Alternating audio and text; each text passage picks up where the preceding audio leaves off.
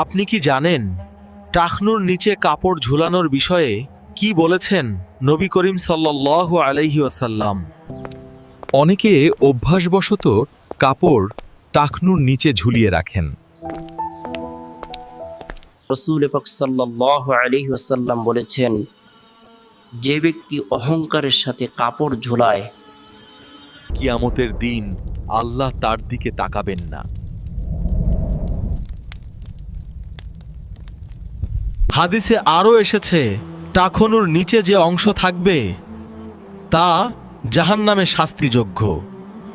অহংকার থাকলে এটি বড় গুনাহ। এটাই মূল সতর্কতা। সুন্নাহ হলো টাকনুর উপরে কাপড় রাখা।